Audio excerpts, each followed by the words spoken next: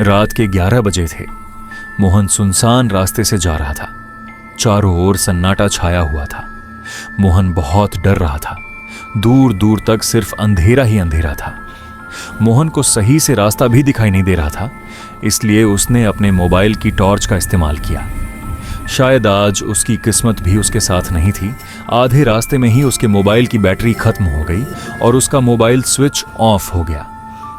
मोहन के घर से पहले 2 मील की दूरी पर एक डरावना रास्ता पड़ता था, जिसे लोग हवेली के रास्ते के नाम से भी जानते थे।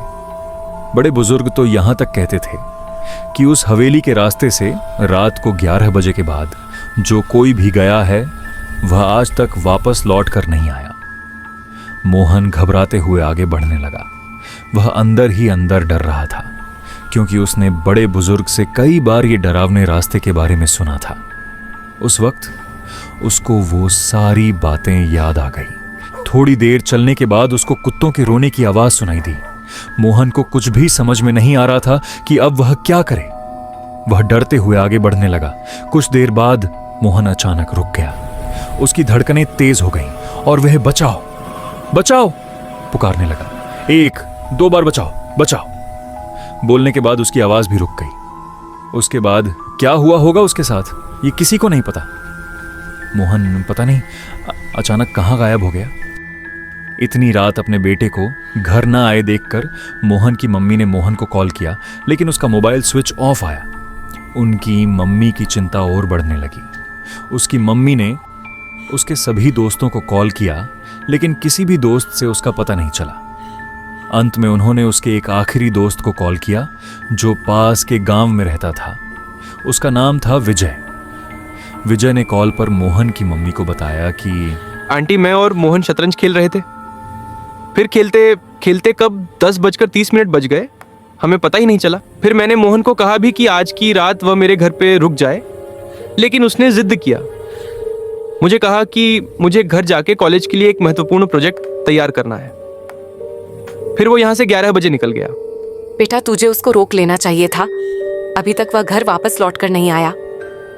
तुम्हें पता है, बीच में हवेली का वो डरावना रास्ता आता है जो कि बहुत ही खौफनाक है। यहाँ तक कि कुछ बुजुर्ग यह भी कहते हैं कि उस रास्ते से जो 11 बजे के बाद गया वह आज तक वापस नहीं लौटा। पता नहीं रात को 11 बजे के बाद उस रास्ते के आसपास क्या होता होगा। फिर मोहन की मम्मी ने कॉल रख दिया और बहुत रोने लगी। अगली सुबह ये खबर सारे गांव में फैल गई।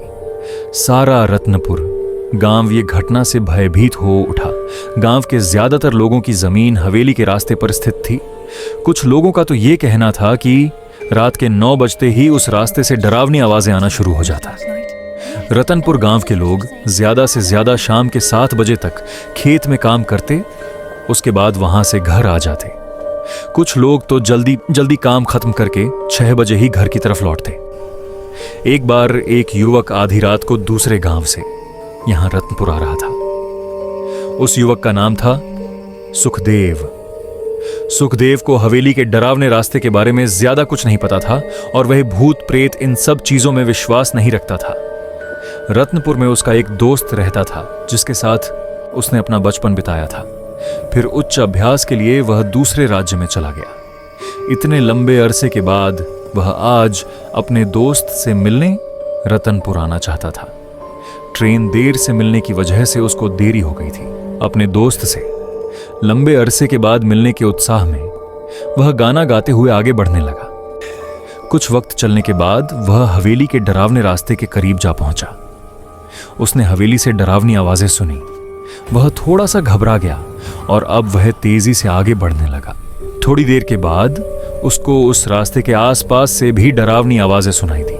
कुछ देर चलने के बाद वह अचानक रुक गया। उसके चेहरे पर पसीने छूट गए और उसने जोर से कहा, मर गया आज तो मैं।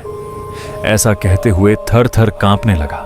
दोस्तों, कैसा लगा आपको मेरी डरावनी कहानी का चैप्टर 1? डरावने रास्ते में आखिर ऐसा क्या है जिससे लोग इतने डरते हैं, और क्या रहस्य है उस रास्ते का?